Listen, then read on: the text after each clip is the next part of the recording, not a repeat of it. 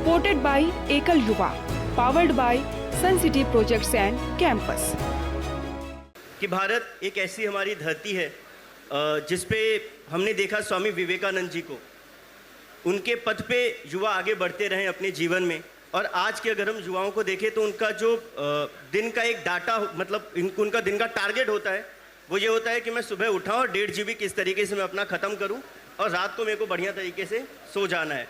तो उनके टारगेट में नेटफ्लिक्स, उनका जी, उनके ये सारे सब्सक्रिप्शन, ये समाप्त करना आज के डेट में हो गया है।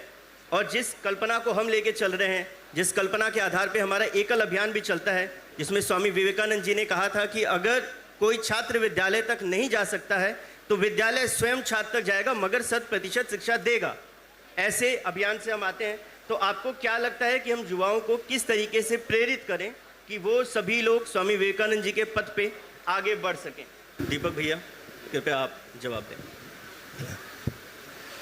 देखिए, आपने पूछा कि युवाओं की क्या भागीदारी होनी चाहिए। युवाओं की सबसे ज़्यादा भागीदारी है लोकतंत्र के अंदर। जिधर युवा चलेगा उधर देश चलेगा। लेकिन युवा, मुझे लगता है कि थोड़ा सा भटका दिया है मोबाइल फ़ोन ने। आजकल अभी भाई साहब कह रहे थे कि इतनी गर्मी में वोटिंग डालने के लिए युवाओं को कुछ ऐसी सुविधाएं मिलनी चाहिए कि कॉलोनीज़ के अंदर ही EVM मशीन आ जाए। भाई क्यों आ जाए? जब आप अपनी गर्लफ्रेंड का इंतजार 2 घंटे तक कर सकते हो मेट्रो स्टेशन पे, CP के इनर सर्कल का चक्कर 3 घंटे उसके साथ लगा सकते हो, तो क्या वोट डालने नहीं जा सकते 2 मिनट के लिए? क्या? तो ये युवाओं को सोचना पड़ेगा। तो मैंने तो कुछ पंक्तियां लिखी थी कि सभी भारतीय घर से निकलो, वोट करो दिल खोल के, EVM पे बटन दबा दो, जय श्री राम बोल के।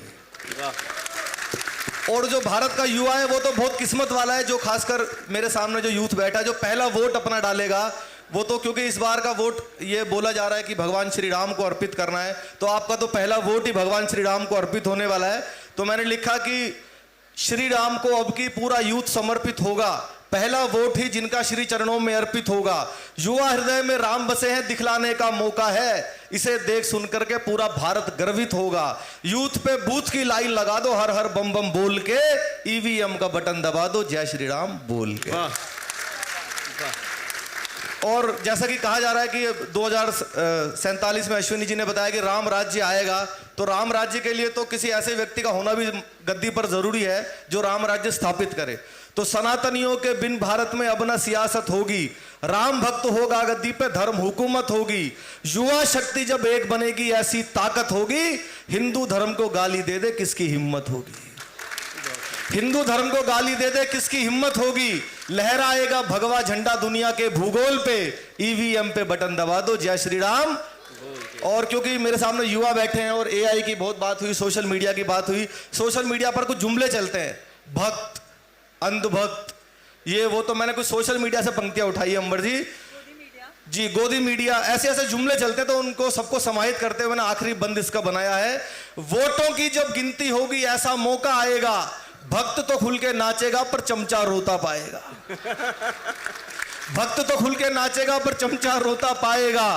वोटों की जब गिनती होगी ऐसा मौका आएगा, भक्त तो खुल के नाचेगा और चमचा रोता पाएगा।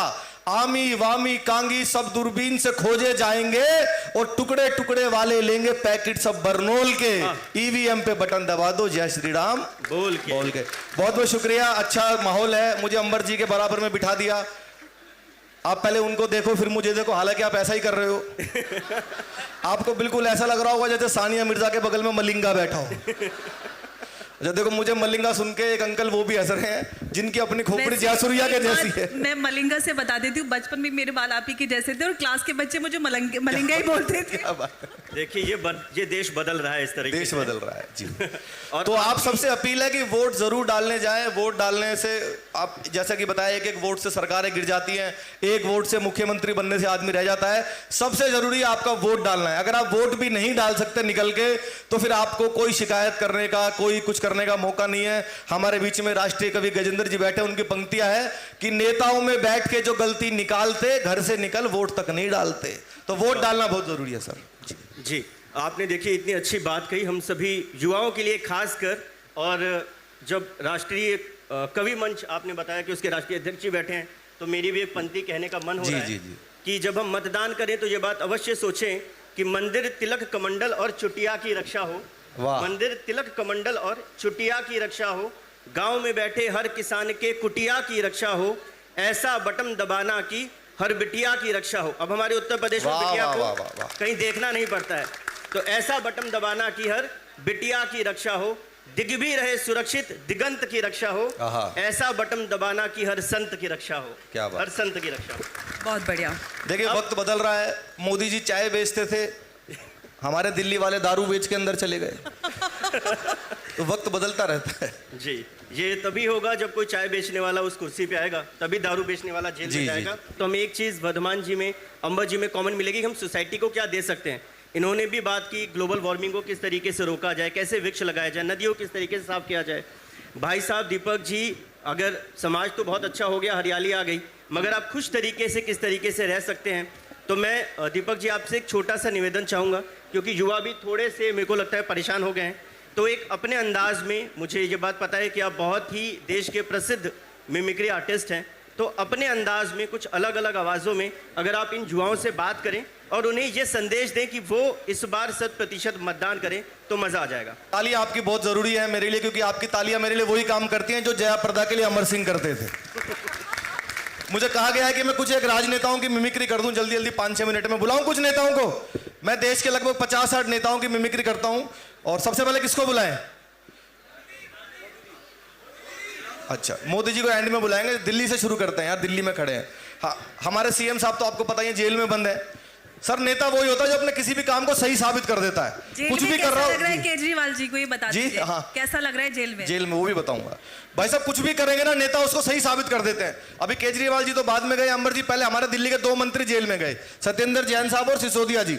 सत्येंद्र जैन साहब जब जेल में गए और सीबीआई उनसे जांच करने गई जेल में, तो वो बोले मेरी याददाश्त चली गई, मेमोरी लॉस, मुझे कुछ भी याद नहीं। अब केजरीवाल जी का विज्ञापन मेरे सपने में शुरू हुआ। आपको लगे वो बिल्कुल यही बोलते तो मुझे बताना। उनका ऐड शुरू हुआ सपने में। नमस्कार दोस्तों, साथियों, मेरे एक मंत्री को उठा के ले गए सीबीआई वाले। उसको बेचारे को उठा के ले गए और उसकी याददाश्त चली गई। वो सब कुछ भूल गया है। वो झूठ नहीं बोल रहा, उसको सब कुछ भूल गया है। उसको बस इतना याद है कि मेरी याददाश्त गई है। दोस्तों, वो झूठ नहीं बोल सकता। मेरा मंत्री है, मैंने खुद देखा है जाते हुए, मेरे सामने गई है उसकी याददाश्त। ऐसे गई है, ऐसे मेरे सामने हरे रंग की थी, मैंने खुद देखा है। कुछ भी बोल देते सर नेता। उन्होंने बताया दिल्ली में 500 नए स्कूल बना दिए। आपने सुना होगा सबने। दिल्ली के बाहर भी बहुत विज्ञापन है कि 500 नए स्कूल बना दिए। मैं दिल्ली में पैदा हुआ, दिल्ली में पढ़ा। मैंने पूछा भाई साहब कहाँ है, दिखाओ। वो मुझे एक बिल्डिंग के साबित कर देता, नेता कुछ भी हो। एक बिल्डिंग के सामने ले गए, एक स्कूल तो ये है दोस्तों। मैंने कहा जी एक हो गए, 500 बताओ। सुबह लड़कियां आती हैं इसमें, शाम को लड़के आते हैं, 2 ये हो गए। आप किसी भी क्लास में जाओ, कोई बच्चा ये नहीं बोल के आता कि मैं क्लास में जा रहा हूं। क्या बोल के आता है? स्कूल में जा रहा हूं। एक कमरे में 50 स्कूल बैठे हुए हैं। ऐसे ऐसे 20 कमरे हैं, गिन लो कितने हो गए। मैंने कहा जी काफी हो गए। स्कूल के सामने शराब का ठेका बना दिया। भगवंत मान ने बताया है कि एक अच्छा पैक लगा लो तो एक स्कूल के 2 दिखाई देते हैं। 2 तो ये वाले भी मानने पड़ेंगे। ऐसे ऐसे करके 500 बना रखे, कहूँ तो 1000 बना के दिखा देता हूँ। और मैं जल्दी जल्दी, क्योंकि समय नहीं है, और कुछ एक नेताओं की मिमिक्री में आपसे वोट अपील करूंगा। एक बहुत प्रसिद्ध, जिसने मुझे टीवी चैनल पर बहुत ग्रेस दिलाई, भारत के गृह रक्षा मंत्री श्री राजनाथ सिंह जी की आवाज। राजनाथ सिंह जी यदि आपके इस ऑडिटोरियम में आते तो मुझे पीछे तक बताना। देखना सर, जब वो लोकसभा में भाषण देते हैं। अध्यक्ष महोदय,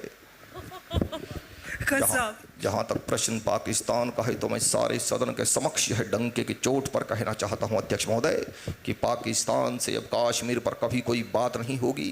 बात यदि होगी तो पीओके पर होगी, कश्मीर पर अब कभी कोई बात नहीं होगी। धन्यवाद, धन्यवाद। एक और ऐसी मिमिक्री है जो पूरे भारत में सर किसी ने नहीं की। मां सरस्वती की कृपा हुई, मुझसे हो गई। वो तो पता नहीं किससे क्या करवा दे ईश्वर। तो वो आवाज है भारत के गृह मंत्री श्री अमित शाह जी की।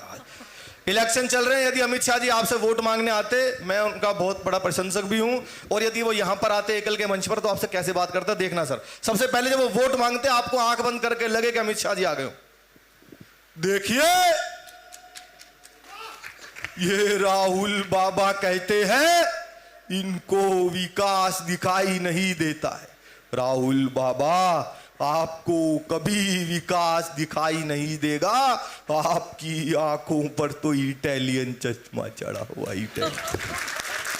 तो मंच के सामने मौजूद बुजुर्गों, माताओं, बहनों, और मेरे जिगर के टुकड़े जैसे युवाओं, मेरे साथ दोनों हाथों को उठाइए, संकल्प की मुट्ठी बीचिए, पूरी ताकत से बोलिए भारत माता की।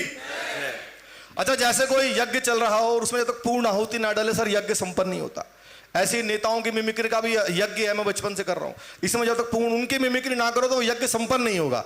ऐसे देश के बहुत बड़े नेता हमारे बड़े भाई श्री राहुल गांधी जी। अंबर जी आप ऐसे हंसोगे नहीं, कॉमेडी में मेरे सीनियर है वो। राहुल जी यदि आते आपसे वोट मांगने तो कैसे, हमारा किसी पार्टी से कोई लेना देना नहीं है। राहुल जी यदि आते तो देखिए भैया, ये जो कॉमेडी है, ये जो मिमिक्री है, ये कैसे होती है, ये गोदी मीडिया आपसे छिपा रहा है भैया। मैं बताता हूं, कल मैं हरियाणा गया, खुद गया सेल्फ। एक किसान आया, फार्मर, मुझसे बोला राहुल जी ये क्या हुआ। मैंने पूछा व्हाट। बोला बारिश आई, मेरी फसल नष्ट हो गई। बारिश आई, फसल गई। मैंने उससे कहा खुले में क्यों बोते हो। वो समझ गया भैया और बोला भाई साहब आप जाइए। ये है कॉमेडी, ये है मिमिक्री, ये है पोइट्री। खत्म, टाटा, बाय बाय। अब आएगा मजा, एक बार जोरदार तालियां। और ये मजा मैं सारे देश को दूंगा लास्ट में, अंतिम, क्योंकि समय मुझे पता है बहुत कम है। आप लोग भी, और मुझे बुलाए तो पैनल डिस्कशन के लिए था, पर मैं अपनी औकात पे उतर आया, उठ के आ गया। भाई साहब हमसे बैठे बैठे कुछ काम नहीं होता, हम तो मेहनती लोग हैं वैसे भी।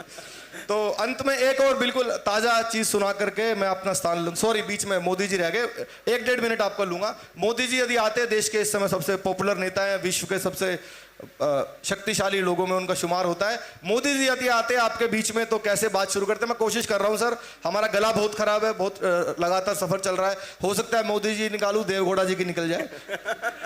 हालांकि देवगौड़ा जी की तो उनके पोते नहीं निकाल दी, पर आप लोग सुन रहे हैं बहुत मन से सुनिए।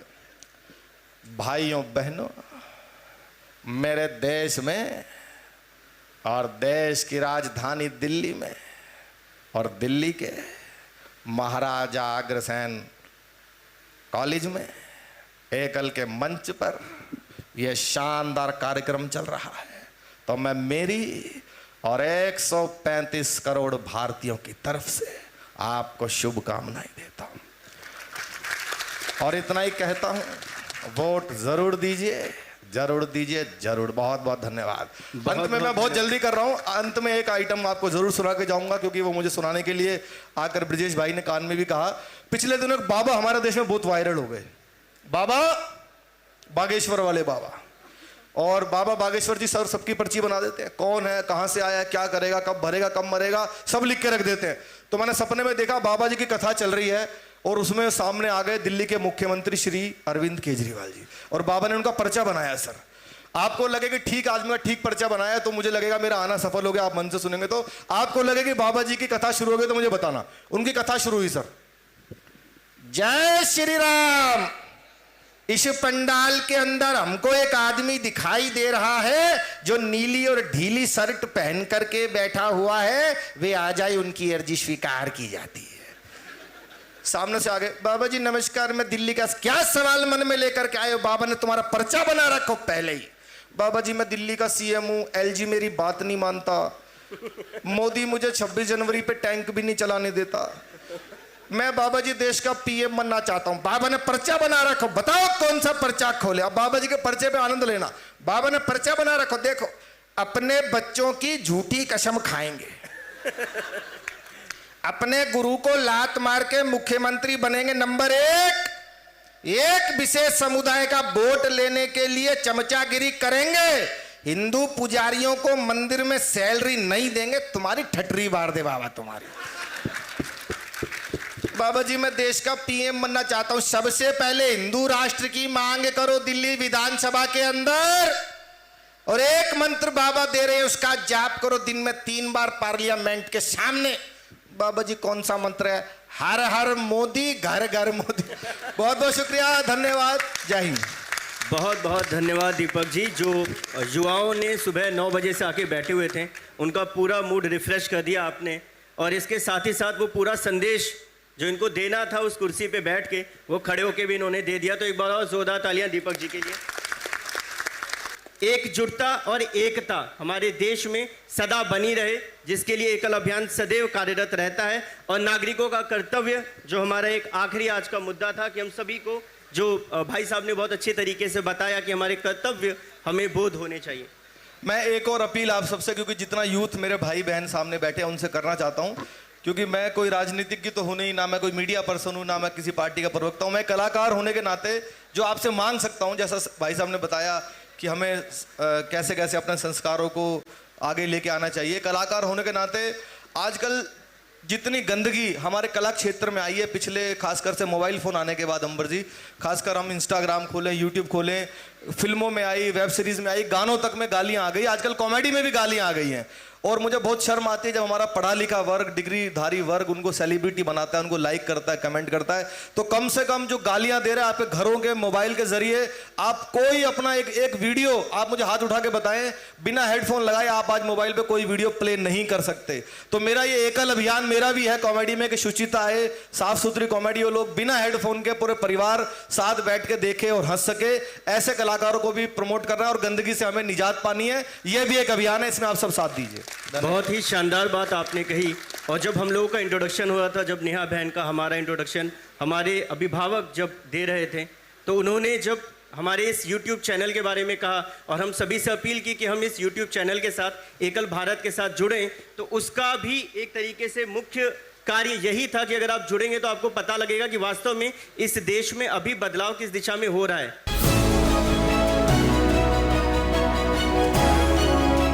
Supported by Ekal Yuva, powered by Sun City Projects and Campus.